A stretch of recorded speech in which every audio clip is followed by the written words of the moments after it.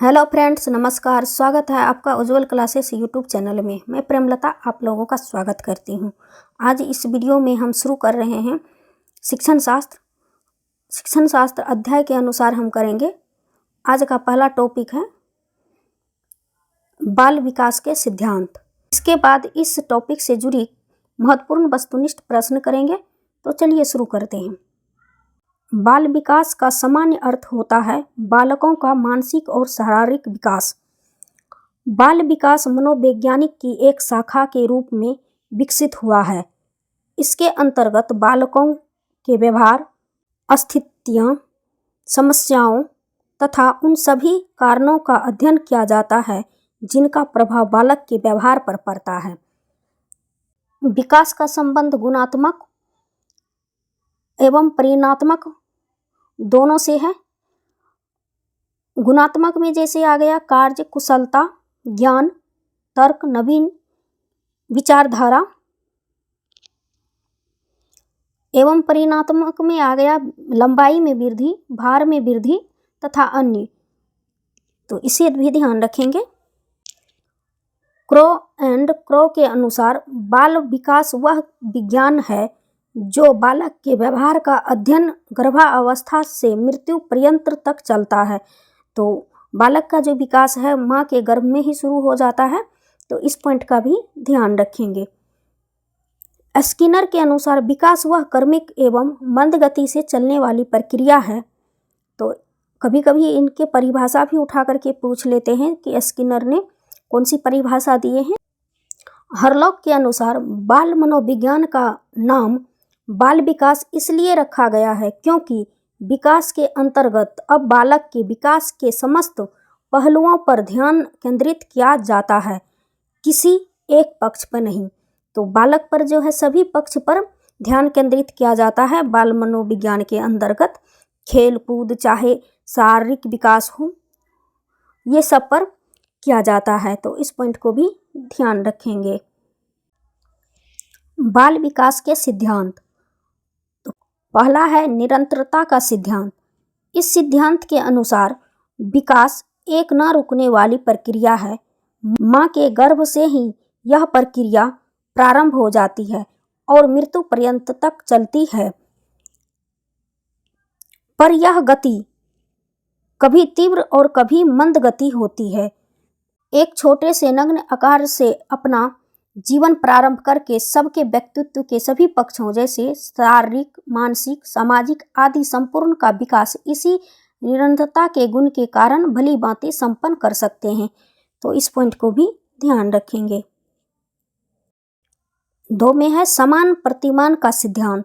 इस सिद्धांत के अनुसार बालकों का विकास और वृद्धि उनकी अपनी व्यक्तित्व के अनुरूप होती है। वे अपनी स्वाभाविक गति से ही वृद्धि और विकास के विभिन्न क्षेत्रों में आगे बढ़ते हैं। बच्चे की जितना क्षमता होती है उसी के अनुसार वे आगे बढ़ते हैं। इसी कारण उनमें पर्याप्त विभिन्नताएं देखने को मिलती है। किसी के विकास की गति तीव्र और किसी की कम होती है। गैसल के अनुसार 2 व्यक्ति समान नहीं होते, परंतु सभी बालकों में विकास का क्रम समान होता है। तो इस परिभाषा को भी याद रखेंगे क्योंकि कभी कभी एग्जाम में परिभाषा भी पूछ लेते हैं। 3 में है विकास की दिशा का सिद्धांत। विकास की दिशा का सिद्धांत। इस सिद्धांत के अनुसार विकास की प्रक्रिया पूर्व निश्चित दिशा में आगे बढ़ती है। विकास की प्रक्रिया की यह दिशा व्यक्ति के वंशानुगत एवं वातावरणजन्य कारकों से प्रभावित होती है। जैसे इसके अनुसार जो है बालक सबसे पहले अपने सिर और हाथों की गति पर नियंत्रण करना सीखता है और इसके बाद फिर टांगों को। इसके बाद ही वह अच्छी तरह बिना सहारे के खड़ा होना और चलना सीखता है। तो इस पॉइंट को भी ध्यान रखेंगे। नंबर 4 में है विकास कर्म का सिद्धांत। इस सिद्धांत के अनुसार बालक का गामक और भाषा संबंधी आदि विकास एक निश्चित क्रम में होता है। उदाहरण के लिए आप जैसे मनुष्य जाति के सभी बालकों की वृद्धि सिर से की ओर आरंभ होती है। 5 परस्पर संबंध का सिद्धांत। विकास के सभी आयाम जैसे शारीरिक, मानसिक, सामाजिक, संवेगात्मक आदि एक दूसरे से परस्पर संबंधित हैं। उदाहरण के लिए जिन बच्चों में औसत से अधिक वृद्धि होती है वे शारीरिक और सामाजिक विकास की दृष्टि से भी काफ़ी आगे बढ़े हुए पाए जाते हैं। आप देख सकते हैं किसी बच्चे में अधिक वृद्धि होती है तो किसी में कम वृद्धि होती है। तो उदाहरण के लिए जिन बच्चों में औसत अधिक वृद्धि होती है वे शारीरिक सामाजिक विकास की दृष्टि से काफ़ी आगे बढ़े हुए पाए जाते हैं। दूसरी ओर एक क्षेत्र में पाए जाने वाले कमियों के क्षेत्र में हो रही प्रगति में बाधक सिद्ध होती। यही कारण है कि शारीरिक विकास की दृष्टि से पिछड़े बालक संवेगात्मक, सामाजिक एवं बौद्धिक विकास में उतने ही पीछे रह जाते हैं। तो इस पॉइंट को भी ध्यान रखेंगे। विकास समान से विशेष की ओर चलता है। विकास और वृद्धि की सभी दिशाओं में विशिष्ट क्रियाओं से पहले उनके सामान्य रूप में दर्शन होते हैं। उदाहरण के लिए अपने हाथों से कुछ चीज पकड़ने से पहले बालक इधर उधर हाथ मारने और फैलाने की कोशिश करता है। तो आप जब देखते होंगे छोटे बच्चे को हाथ जब शुरू में पहले हाथ इधर उधर मारते हैं, फिर वो थोड़ा सा उठना शुरू करते हैं। इसी तरह शुरू में एक नवजात के रोने और चिल्लाने में उसके सभी अंग प्रत्यंग भाग लेते हैं, मतलब उसका पूरा शरीर भाग लेते हैं। परंतु बाद में वृद्धि और विकास की प्रक्रिया के फलस्वरूप यह क्रियाएं उनकी आँखों तक सीमित हो जाती हैं। तो इस पॉइंट को भी ध्यान रखेंगे और इस चैप्टर से जुड़ी हुई कुछ महत्वपूर्ण वस्तुनिष्ठ प्रश्न कर लेते हैं, एग्जाम में पूछे गए हैं। विगत वर्षों में पूछे गए प्रश्न संख्या 21, निचली कक्षाओं में शिक्षण की खेल पद्धति मूल रूप से आधारित है। ऑप्शन है शारीरिक शिक्षा कार्यक्रमों के सिद्धांतों पर, शिक्षण पद्धतियों के सिद्धांतों पर, विकास एवं वृद्धि के मनोवैज्ञानिक सिद्धांतों पर, शिक्षण के समाजशास्त्रीय सिद्धांतों पर। तो शारीरिक शिक्षा कार्यक्रमों के सिद्धांत पर यह ऑप्शन गलत है। शिक्षण पद्धतियों के सिद्धांतों पर यह भी ऑप्शन गलत है। शिक्षण के समाजशास्त्रीय सिद्धांतों पर यह भी ऑप्शन गलत है। इसका सही आंसर हो जाएगा ऑप्शन सी, विकास एवं वृद्धि के मनोवैज्ञानिक सिद्धांतों पर जो है खेल पद्धति मूल रूप से आधारित है। तो इसका सही आंसर हो जाएगा ऑप्शन 3। बढ़ते हैं अगले प्रश्न की ओर। प्रश्न संख्या 22, निम्न में से कौन सा बच्चे की सामाजिक मनोवैज्ञानिक आवश्यकताओं के साथ संबंध नहीं है? इस बात का ध्यान रखेंगे कि नहीं हमसे पूछा गया है।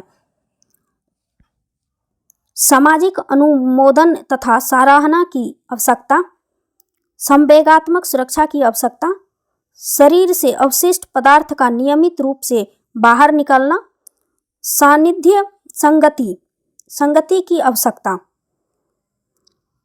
तो सामाजिक अनुमोदन तथा सराहना की आवश्यकता ये ऑप्शन सही है। संवेगात्मक सुरक्षा की आवश्यकता मनुष्य को होती है, ये भी ऑप्शन सही है। संगति की आवश्यकता ये भी ऑप्शन सही है। हमसे नहीं पूछा गया है तो इसका सही आंसर हो जाएगा ऑप्शन 3, शरीर से अवशिष्ट पदार्थों का नियमित रूप से बाहर निकलना। ये ऑप्शन सही है क्योंकि हमसे नहीं पूछा गया था। बढ़ते हैं अगले प्रश्न की ओर। प्रश्न संख्या 23, विकास कभी न समाप्त होने वाली प्रक्रिया है, यह विचार किससे संबंधित है? ऑप्शन है अंतः संबंध सिद्धांत, निरंतरता का सिद्धांत, एकीकरण का सिद्धांत, अंतःक्रिया का सिद्धांत। तो इसका सही आंसर हो जाएगा विकास कभी न समाप्त होने वाली क्रिया जो है निरंतरता के सिद्धांत से संबंध है। तो ऑप्शन बी इसका सही आंसर है। बढ़ते हैं अगले प्रश्न की ओर। प्रश्न संख्या 24, निम्नलिखित में से कौन सा विकास का सिद्धांत है? हमसे सिद्धांत है पूछा गया है। ऑप्शंस हैं विकास की सभी प्रक्रियाएं अंतः संबंधित नहीं हैं, सभी की विकास दर समान नहीं होती है, विकास हमेशा रेखीय होता है, यह निरंतर चलने वाली प्रक्रिया नहीं है। तो आप यहाँ पर देख सकते हैं विकास की सभी प्रक्रिया अंतः संबंधित होते हैं, यहाँ पर नहीं दिया गया है तो ये ऑप्शन गलत है। सभी की विकास दर समान नहीं होती, ये ऑप्शन सही है। यहाँ पर दिया गया है ऑप्शन 3 में विकास हमेशा रेखीय होता है, ये भी ऑप्शन गलत है। यह निरंतर चलने वाली प्रक्रिया नहीं है, जबकि यह निरंतर चलने वाली प्रक्रिया है, तो ये भी ऑप्शन गलत है। तो इसका सही आंसर हो जाएगा ऑप्शन 2। बढ़ते हैं अगले प्रश्न की ओर। प्रश्न संख्या 25, आंशिक पूर्वलन।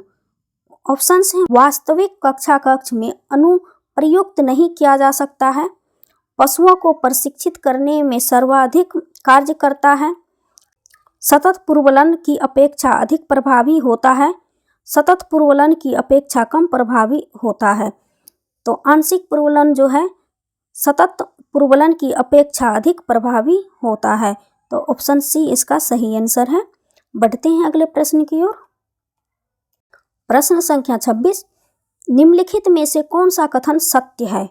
ये बात का हम ध्यान रखेंगे, सत्य पूछा गया है कि असत्य, क्योंकि इसी में हम लोगों का क्वेश्चन गलत हो जाते हैं। तो ऑप्शन से शिक्षक द्वारा प्रश्न पूछा जाना संज्ञानात्मक विकास में बाधक है, विकास और सीखना समाज सांस्कृतिक संदर्भों से अप्रभावित रहते हैं, शिक्षार्थी एक निश्चित तरीके से सीखते हैं, खेलना संज्ञान और सामाजिक दक्षता के लिए सार्थक है। आप यहाँ पर देख सकते हैं कि बाधक दिया हुआ है, तो ये ऑप्शन गलत है।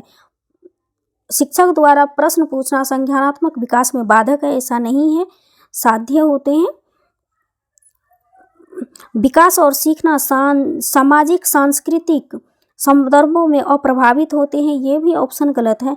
शिक्षार्थी एक निश्चित तरीके से सीखते हैं, ये भी ऑप्शन गलत है। तो इसका सही आंसर हो जाएगा ऑप्शन 4, खेलना संज्ञान और सामाजिक दक्षता के लिए सार्थक है, तो ऑप्शन डी इसका सही आंसर है। बढ़ते हैं अगले प्रश्न की ओर। प्रश्न संख्या 27, पूर्व विद्यालय में पहली बार आया एक बालक मुक्त रूप से चिल्लाता है। 2 वर्ष पश्चात वही बच्चा जब प्रारंभिक विद्यालय में पहली बार जाता है तो अपना तनाव चिल्लाकर व्यक्त नहीं करता, अपितु उसके कंधे और गर्दन की पेशियां तन जाती हैं। उसके इस व्यवहारिक परिवर्तन का क्या सैद्धांतिक आधार हो सकता है? तो ऑप्शंस हैं विकास क्रमिक प्रकार से होता है, विकास निरंतरीय होता रहता है, अलग अलग लोगों में विकास भी भिन्न रूप से होता है, विभेद एवं एकीकरण विकास के लक्षण हैं। तो इसका सही आंसर हो जाएगा ऑप्शन डी, विभेद एवं एकीकरण विकास के लक्षण हैं, तो ऑप्शन डी इसका सही आंसर है। बढ़ते हैं अगले प्रश्न की ओर। आज का लास्ट प्रश्न है प्रश्न संख्या 28, निम्नलिखित में से कौन सा बाल विकास का एक सिद्धांत नहीं है? यहाँ पर बाल विकास का सिद्धांत नहीं पूछा गया है, इस बात का ध्यान रखेंगे। विकास के सभी क्षेत्र महत्वपूर्ण हैं, सभी विकास परिपक्व तथा अनुभव की अंतःक्रिया का परिणाम होते हैं, सभी विकास तथा अधिगम एक समान गति से आगे बढ़ते हैं, सभी विकास एक क्रम का पालन करते हैं। हमसे नहीं पूछा गया है, विकास के सभी क्षेत्र महत्वपूर्ण होते हैं, ये भी ऑप्शन सही है। सभी विकास परिपक्व तथा अनुभव की अंतःक्रिया का परिणाम होते हैं, ये भी ऑप्शन सही है। सभी विकास एक क्रम का पालन करते हैं, ये भी ऑप्शन सही है। इसका सही आंसर हो जाएगा, आप यहाँ पर देख सकते हैं, विकास सभी विकास तथा अधिगम एक समान गति से होते हैं, जबकि ऐसा नहीं है, किसी में अधिक होती है तो कभी किसी में कम होती है, तो इसलिए इसका सही आंसर हो जाएगा ऑप्शन 3। आज की वीडियो में बस इतना ही, मिलती हूँ अगले वीडियो में नए प्रश्नों के साथ। Thank you so much.